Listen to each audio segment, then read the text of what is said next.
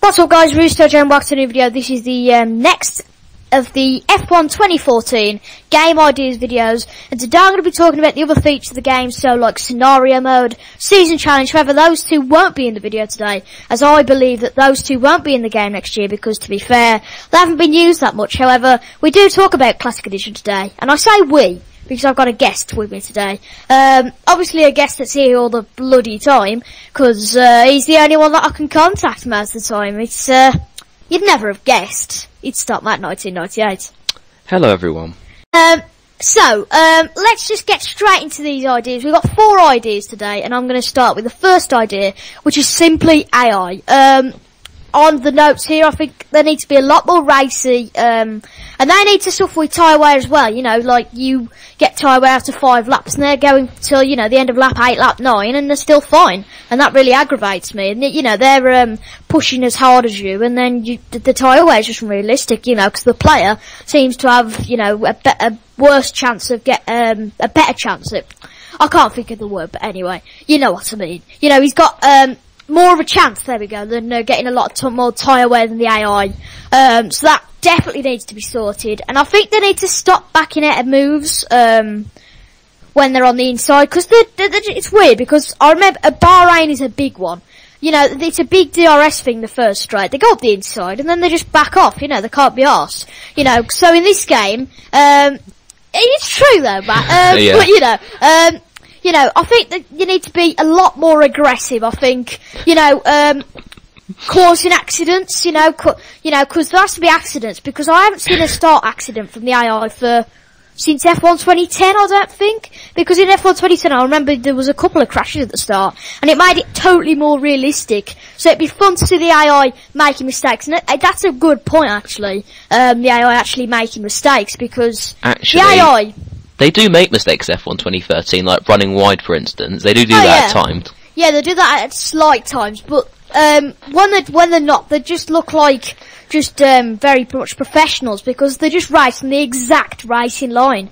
Now, it should be a little bit more. It should be a little bit more different, because let's be honest, all of them in F1 don't, you know, take the normal racing line every lap they go around, do they? You know, so that needs to happen, and I think they need to be a lot faster at the start of race. I know this is a point that's been raised a lot, and I'm going to second that from whoever said it first.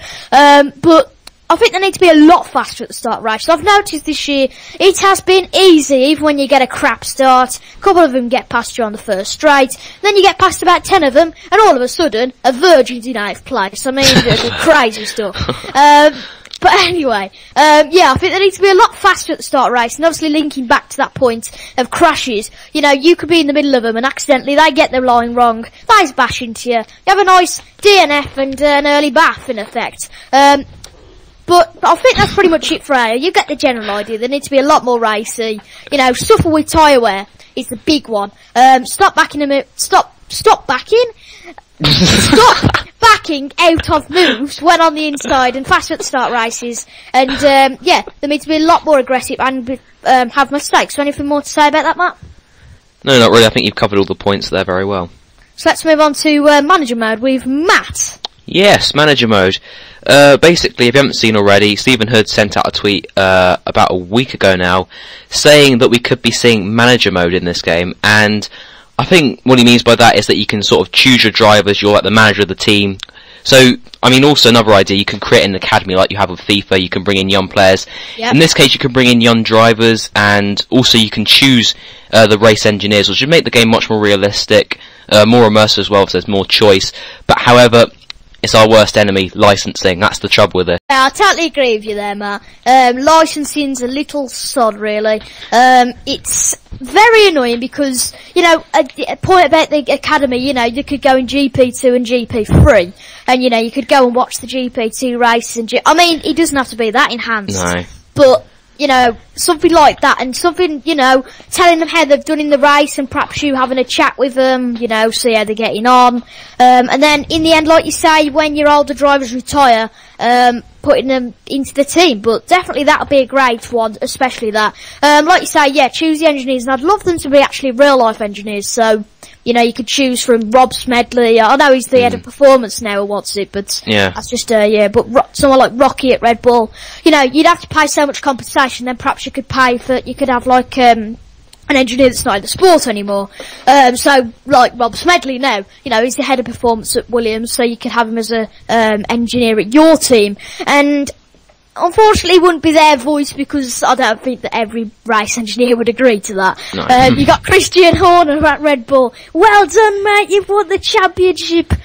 I suppose they could like copy it, I suppose, but that'd just be a bit crap to be honest. Yeah, if there is a problem with licensing, they can just use fake engineers anyway. Yeah, exactly, that's what they can do. I mean, yeah, exactly. And I mean, choosing your drivers, yes, there could be real drivers from either F1, GP2 or GP3. And obviously, like you say, the fake drivers as well. Regens, you know, regeneration like FIFA. And I think it'll make the game so more realistic. I know they're not looking for a simulation game. But I think, like you say, manager mode's a really good idea. So, I'm sorry for interrupting you, by the way. No, that's fine. Is there anything more you want to talk about that? Yeah, sort of. You know, Stephen Hood did say that, so it's very likely that we could be seeing that in the game. Yeah, that's pretty much it. I think, you know, if Stephen Hood said that, then there's a very high chance of it being in the game, but he could just be trying to trick us and trying to get us, false ambitions and everything. Yeah, and in my notes here, just a general idea, you know, the car should be harder to drive and handle. That could be something, but obviously you've got traction control to do that, so you could argue that. You know, there's a reduction in downforce, obviously. You need to really get rid of the side pod glitch. I know in a lot of league race, I think you can agree with me here, Matt. You know, the first corner, you ping someone side pod, and you're 180 degrees round. You've got to turn around again, you've lost 20 seconds for everyone. That's what happened to me in FLRL last week, but anyway, carry on. Yeah, no, it's just totally unrealistic, and like you say there, it's just ruining battles. You know, the cars just need to be harder to drive, and for more of a better experience, I think. They just need to be better. And, the collision model, I think that, you need to, I mean, yeah, I suppose you could have it like, realistic damage, like a slider, like the AI. You can have it on realistic damage, and then all the way down to basically no damage at all. Because realistic damage would be actually quite fun. You know, I've seen Arava's career mode. It is quite funny watching him being very cautious into the corners, not getting his front wing tangled off. But, yeah, it'd be a very good idea, I think, that with the front wings and the aerodynamics. And, also you can use your rear wing, because I've noticed in this game that you can't lose your rear wing. And like, really? Something like, you know, I know it doesn't happen this year, but, say, you know, I don't know, but, say someone goes to the back of you, and they clip your rear wing off, because I've never seen a rear wing go off, I don't think, because I don't think they have. But anyway, that needs to happen online and offline. I mean, like you say, with, this needs to happen online and offline. And like you say, the side pod glitch is a very big, one to handle, because the side pod glitch is just a real annoyance, I'll say. I know what you were going to say there. What was I going to say, Matt? Come on, what was I going to say? No worry. We don't need to repeat that. Okay, right. Okay, so exactly, the side pod glitch is a really big thing, so if you've got any more to say about that, Matt? Not really, to be honest, so can we move on to the next topic, and the final topic, which will be the Classic Edition? Yeah, let's go. Okay, so obviously Classic Edition didn't really go down too well in F1 2013. It turned stale within the first couple of weeks, probably earlier than that, to be honest. It was, yeah, I know some people thought it went quite well, but personally it really didn't. I think for Codemasters to improve it and for more people to keep on playing it for longer, I think they need far more cars and far more tracks. A couple of tracks could be Adelaide, I don't know really, Adelaide, maybe the old Silverstone, maybe the old Hockenheim. Detroit, perhaps something like that. Yeah, something like that. And also I think another thing which could, you know, because obviously I think it will probably get stale quickly again, but then, you know, to sort of bring it back again, I think they should plan additional DLC for the new year. So obviously many people will get F1 2014 around about Christmas time, and then there'll be new DLC in the new year for people to download, so that could include more cars and more tracks, and then people will be playing it again for another month or two, hopefully. Yeah, exactly, I know what you mean there, but just a quick question. Do you think that F1 2014 should automatically come with Classic Edition, or do you think you ought to have to buy the Classic Edition, as in the disc? I think it should definitely come with the normal edition. I don't think there should be separate editions because, to be honest, there wasn't that much difference between the two. But I think it kind of was a waste of money. And I got very annoyed. I did, didn't I? Because I obviously went to game and it didn't run out, and I went to Tesco, believe it, and there was no Classic Edition there, so I had to have the normal edition. And that's a very important thing as well. You know, if it does come on a separate disc, I think what they need to do, they need to put the Classic Edition download on straight away on the marketplace, because it didn't come on for a couple of months, did it? No, I don't think so, anyway. Yeah, so I really only had access to the 80s, but definitely, yeah. More cars and more tracks, yeah, I think there needs to be about 10 or 12 tracks. And drivers. The drivers need to be actually accurate. Yes. You know, like Schumacher was it something like Ferrari at 88? Was that something like that? Yeah, I think it was. And he wasn't at Ferrari at 88, I was pretty sure he isn't. But, yeah, I mean, definitely more cars and tracks, and I think the cars, like you say, there's only 12 in the field, you know, back then there was 20 or 22 in the field, if I'm right, something like that. Something like that, yeah. But, yeah, that definitely needs to happen. I think if they're gonna do it, I'd rather see, 5 years of really good stuff than just 30 years of slapdash, you know, work that there's only like 5, different teams. But definitely, yes, plan additional DLC for the new year, because, as you know, like I was talking about this in the online edition of the, Game Ideas, but definitely, like Call of Duty, that has made a hell of a lot of these hot DLCs, and possibly, do you think that people ought to pay for the DLC, or do it like a bit like GTA and do them for free? Yeah, a bit like GTA and, you know, have the downloads, you don't have to pay for the downloads. Yeah, I don't think you should really pay for it. I think it should be a free download. Yeah, I think exactly, yeah. Because then more people will play it.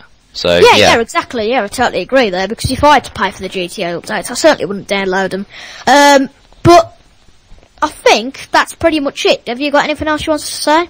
Not really, to be honest. Apart from in the Classic Edition, we could have more drivers, but then again, licensing, because we don't have McLaren in the Classic Edition, but that's due to licensing, and I don't think we don't have Ayrton Senna, obviously. I don't think we have Nelson Piquet Sr. either. No, I think about Senna. I think Senna's owned by a different company. Apparently, I was looking at it the other day, and it was something to do with that, but I don't know. Yeah, why can't Comos buy him? Cody's buy Senna. Oh yeah. Nelson Piquet, I don't think he was in it, no. Another driver, no, Nigel Mansell was in it. Ignore me, yeah. Like I say though, let's just round it off here. Yeah, the drivers just need to be a lot more realistic, and I think that's pretty much going to be the last point. So thank you, Matt, so much for coming on to discuss these 4 ideas today. Make sure to drop down in the comments box below if you've got any more ideas for the other features of the game, you know, any more modes, or any more modes that we haven't thought of. Like I say, thank you, Matt, for coming on. Welcome. And yes, pleasure to have been part of this commentary, and don't forget to go and check out my channel, subscribe to both our channels as well. Yeah, for F1 2014 content. Yeah. So, thank you guys for watching. I've been ReviewTIJ. Matt's been Matt, because I'm not going to just stop and wait 5 seconds for him to say, Matt! Not in a high-pitched voice. That's only me that has the high-pitched voice. But anyway, I need to just shut up. Thank you guys for watching. I've been Tidge. Matt's been Matt. And I need to shut up now. Thank you guys for watching. Oh my god, I've said that 3 times. Like, comment, and subscribe, and goodbye! Bye!